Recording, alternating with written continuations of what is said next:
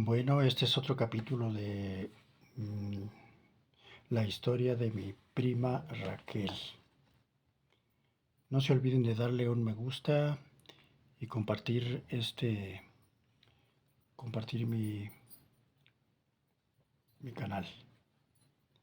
Mucho se los agradecería, porque esto me ayuda y nos ayuda a todos a estar siempre al tanto y entretenidos con estas historias.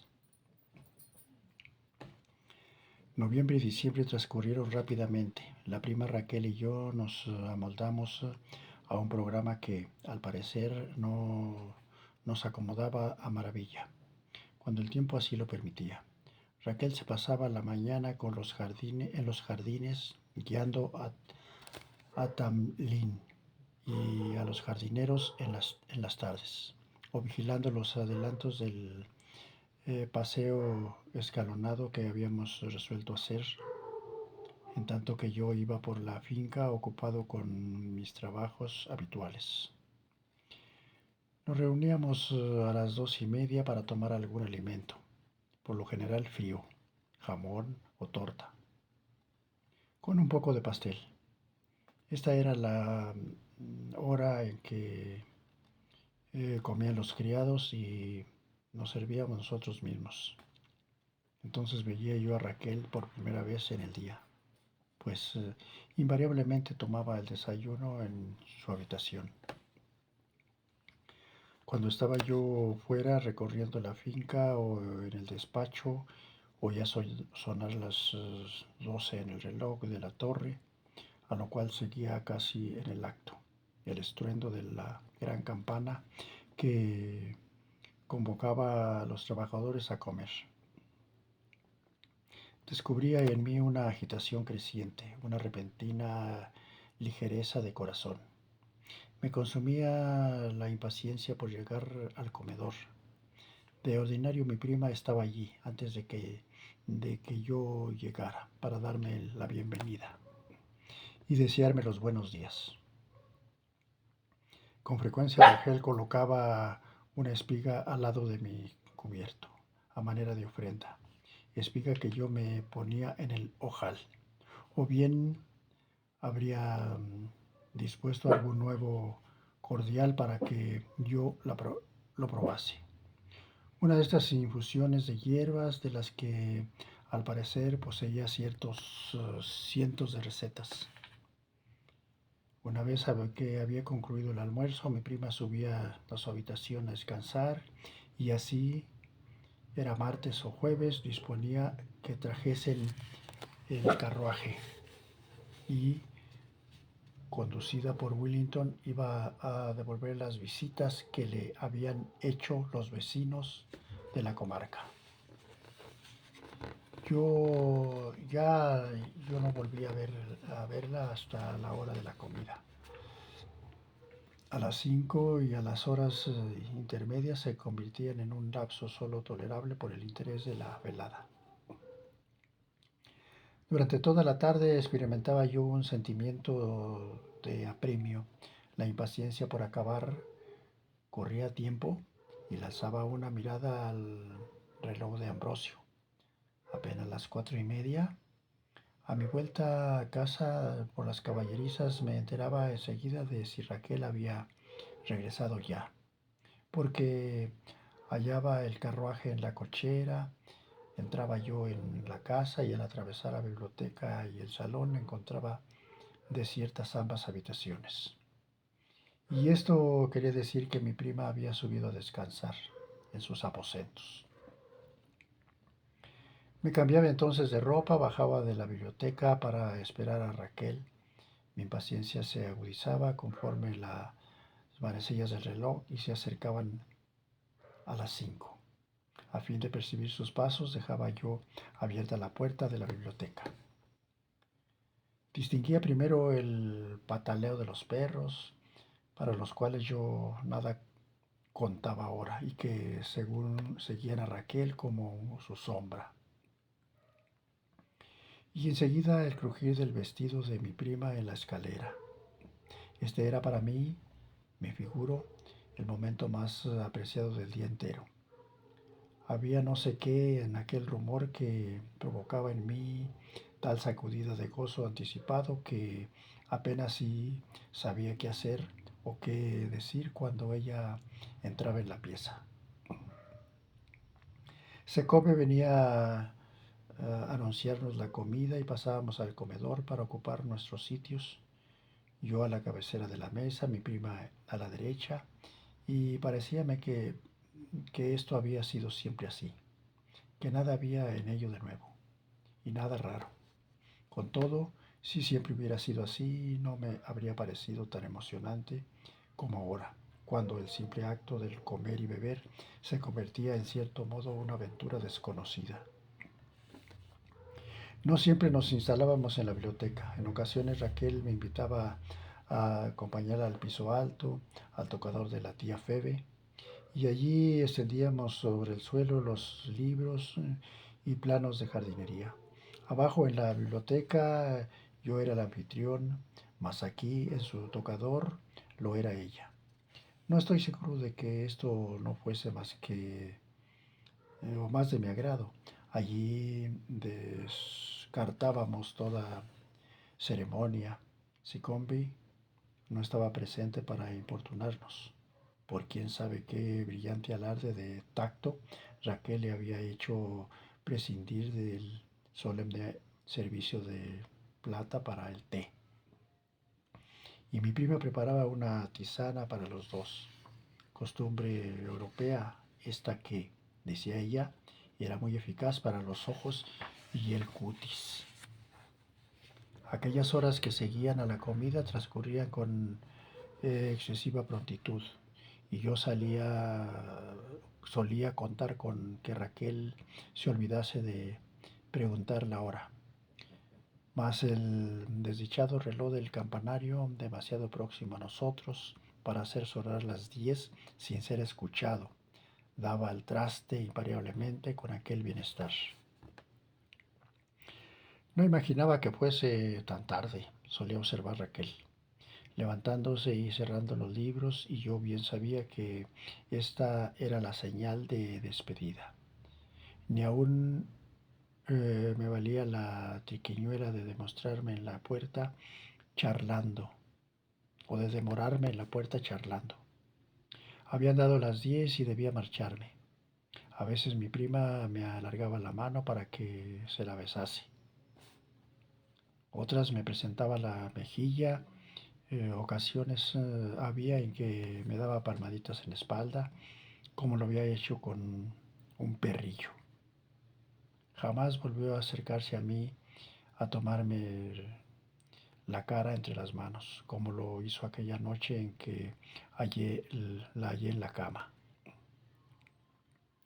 Yo no lo pretendía, no abrigaba esperanza de ello, mas cuando le había dado las buenas noches y me encontraba de regreso en mi habitación, cuando después de abrir los postigos para contemplar el callado jardín, distinguía el murmullo lejano del mar al estrellarse en la pequeña rada al pie del bosque. Me sentía singularmente desamparado, como se siente el niño cuando han concluido las vacaciones. En otro tiempo, por Navidad, cuando Ambrosio se hallaba en casa, ofrecía una comida de Nochebuena a los colonos de la finca. Yo la había pasado por alto los últimos inviernos de su ausencia, pues cuando Ambrosio había vuelto de alguno de sus viajes, celebraba aquella comida el día de San Juan. Esta vez resolví ofrecerla una vez más como costumbre de viejo, siquiera fuese porque Raquel estaría con nosotros. Así pues, dio órdenes a los leñadores, más yo mismo fui al bosque para escoger el abeto. Raquel se mostraba encantada, sostenía serias consultas con Secombe y el cocinero. Incluso convenció a mi servidumbre masculina de que accediese a que dos chicas de las tierras de Barton viniesen a hacer unos pasteles franceses bajo su vigilancia. Todo era agitación y misterio porque yo decidí que Raquel no había de ver el árbol y ella insistió en que yo nada había de saber de lo que iba a servírsenos durante la comida. Llegaban paquetes para mi prima que desaparecían en el piso alto. Cuando llamaba yo a la puerta de su tocador, oía el crujir de papel y luego, un siglo después, al parecer, la voz de Raquel me contestaba. Pasa, me decía, y la encontraba de rodillas sobre el piso, brillantes los ojos, encendidas las mejillas. Había arrojado una cubierta sobre varios objetos esparcidos por la alfombra y me prohibía mirar. Una cosa me tenía destrozado. ¿Qué obsequio podría hacer a Raquel? Estuve todo un día en Truro, husmeando en las librerías en busca de un libro sobre jardines, pero llegué a la conclusión de que los libros traídos por ella de Italia eran mejores que cualquiera que yo pudiese ofrecerle. Recordé en una ocasión, Luisa se había mostrado contentísima con un guardapelo que mi padrino adquirió en Londres. Luisa solía lucirlo en alguna velada, cuando venía a comer con nosotros los domingos, y en esto se me ocurrió la solución. Entre las joyas de mi familia había alguna cosa que bien podría obsequiar a Raquel. Las joyas no se guardaban en la caja de seguridad que teníamos en casa, con los documentos y papeles de los Aseli o los Asley, sino en el banco. Mi padrino estaría enterado de qué joyas eran esas, más había partido para Exeter arreglar unos negocios y no regresaría antes de Nochebuena. Resolví ir yo mismo al banco y pedir que me mostrasen las joyas. El señor Couch me recibió con habitual cortesía y, conduciéndome hasta su despacho particular, prestó oído a mi petición. Supongo que el señor Kendall no tendría inconveniente, me contestó. No, claro está, repliqué con impaciencia. Es cosa ya convenida, lo que era mentira más a los 24 años y faltando apenas unos meses para mi cumpleaños, resultaba ridículo tener que pedir permiso a mi padrino para hacer cualquier pequeñez. Yo no tenía idea alguna de que la colección fuese tan rica. Había allí sortijas, brazaletes, zarcillos, alfileres, y muchas de las piezas hacían juego, tales como una diadema de rubíes y unos pendientes de rubíes también, que iban con aquella, y asimismo una pulsera de zafiros con anillo y collar. El señor Couch abrió luego la última de las cajas y de esta extrajo un collar de perlas. Tenía 4 hilos con un diamante montado en el broche. Esta me gusta, declaré. Es la joya mejor de la colección. Recuerdo que Ambrosio me la mostró una vez cuando yo era niño. Eso es cuestión de opiniones, replicó el señor Koch. Yo daría mayor valor a los rubíes, pero el collar de perlas era muy estimado por la familia. La abuela de usted, la señora de Ambrosio Ashley, lo lució. Lo lució por primera vez como desposada en la corte. Más tarde, la tía de usted, la esposa de Felipe, obtuvo le dieran, que se lo dieran a ella cuando su tío heredó las propiedades. Varios miembros de la familia lo han lucido el día de sus bodas. La propia madre de usted, entre ellos. Creo que ella fue la última que lo llevó. Levantó el collar en la mano y la luz de la ventana caía sobre las perlas redondas y uniformes. Alargué la mano y tomé el collar. Pues bien, quiero llevármelo ahora mismo, le dije, y volví el collar y la envoltura a la caja. El señor Koch se mostró ligeramente desconcertado. No sé si será prudente, señor Ashley, Si el collar se perdiese o le ocurriese algo, sería una verdadera desgracia. No se perderá, repliqué lacónicamente. El señor Koch no parecía muy contento, de manera que me apresuré a marcharme antes de que echase mano de algún argumento más poderoso. Hice el camino de regreso lleno de gozo, aunque hubiese registrado el país entero, no había podido hallar mejor regalo para mi prima. Y el saber que la última mujer que había lucido el collar fue mi madre, constituiría un vínculo entre nosotros. Se lo diría a Raquel. Yo podía esperar la Nochebuena con un corazón alegre.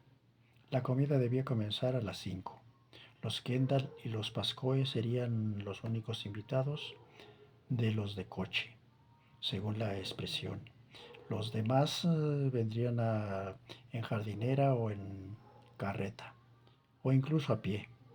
Habíamos dispuesto 3 mesas, yo debía ocupar la cabecera de una de ellas, con Raquel al extremo opuesto. Encabezaría la segunda Memo Rowe y de Barton, y la tercera Pedro Jones de Combe. Según la costumbre, los invitados se congregaban en la larga sala que había sobre la cochera y debían hallarse instalados poco después de las 5. Cuando todos ocuparan sus sitios, apareceríamos nosotros. Terminada la comida, Ambrosio y yo solíamos distribuir entre los presentes los regalos dispuestos en el árbol. Para ellos, dinero invariablemente. Para ellas, mantos nuevos y cestos con alimentos para unos y otras. Los obsequios jamás variaban. Cualquier alteración en la rutina habría escandalizado a todos. Esta Navidad, sin embargo, había rogado a Raquel que ella los distribuyese conmigo. Antes de cambiarme para la comida, había enviado el collar de perlas al dormitorio de Raquel. Lo había dejado en su envoltura, pero puse en ella un billete que decía: mi madre fue la última en llevarlas. Desde ahora te pertenecen. Te ruego que las luzcas esta noche y siempre, Felipe. Antes del cuarto para las 5 ya había yo tomado un baño, me había vestido, estaba listo. Descendí a la planta baja y me puse a esperar en el salón. Experimentaba cierto azoramiento mientras aguardaba, pues jamás en mi vida había hecho obsequio alguno a una mujer. Raquel llegaba lentamente. El familiar crujir de su vestido se acercaba a la puerta. Estaba abierta. Raquel entró y la tuve frente a mí, vestida de negro riguroso, como yo lo esperaba. Pero no había visto aquel traje con anterioridad, amplio, de gran vuelo.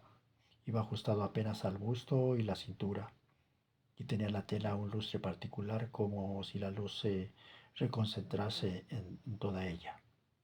Mi prima mostraba los hombros desnudos, se había hecho un peinado más alto de lo habitual, de moño recogido en lazos y hacia atrás, dejando al descubierto las orejas. El collar de perlas le ceñía la garganta. Era esta la única joya que adornaba su persona, sobre su piel. El collar lucía blanco y suave. Nunca la había visto ni tan radiante ni tan lechosa. Estaba hermosísima. Raquel permaneció inmóvil por unos momentos mirándome y luego me alargó ambas manos. Felipe, me acerqué a ella. Raquel me echó los brazos al cuello y me estrechó contra sí. Las lágrimas asomaban a sus ojos, pero esta noche no me importaba. Llevó las manos a mi nuca y me acarició los cabellos. Y luego me besó, no como lo había hecho la vez anterior. Y en tanto que la estrechaba entre mis brazos pensaba para mí: no fue por la nostalgia de su casa, ni de mal de la sangre, ni fiebre cerebral por lo que Ambrosio murió. Fue por esto. También yo la besé. El reloj dio las 5 en el campanario. Raquel nada me dijo, ni yo a ella. Me alargó la mano, bajamos juntos por los oscuros pasadizos de la cocina, juntos atravesamos el patio y así alcanzamos la vasta sala sobre la cochera, en donde las ventanas se hallaban alegremente iluminadas. Bueno, este es otro capítulo más de la historia de mi prima Raquel. Compartan, denme un me gusta y seguiremos adelante. Gracias. Tómense su cafecito.